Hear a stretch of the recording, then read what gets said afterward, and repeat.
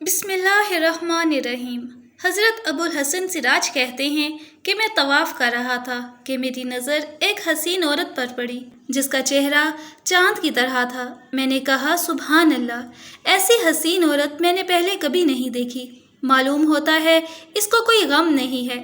اس نے میری بات سن کر کہا واللہ غموں میں جکڑی ہوئی ہوں، میرا دل فکروں اور آفتوں میں ہے، کوئی میرا ہمدرد نہیں ہے۔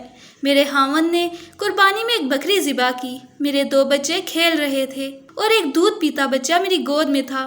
میں گوشت پکانے کے لیے اٹھی تو ان دونوں لڑکوں میں سے ایک نے دوسرے سے کہا میں تمہیں بتاؤں کہ ابا نے بکری کیسے ذبح کی تھی۔ اس نے دوسرے بھائی کو بکری کی طرح ذبح کر دیا، پھر ڈر کر بھاگ گیا اور ایک پہاڑ پر چڑھ گیا۔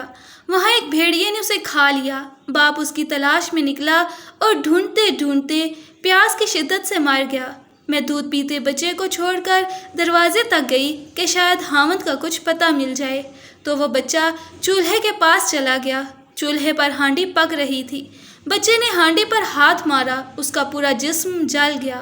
میری بڑی لڑکی جو خاوند کے گھر تھی، اس کو جب اس سارے قصے کی خبر ملی تو وہ بے ہوش ہو کر زمین پر گری اور مر گئی۔ مقدر نے مجھے اکیلا چھوڑ دیا۔ میں نے پوچھا اتنی زیادہ مصیبتوں کے بعد تجھے صبر کیسے آیا؟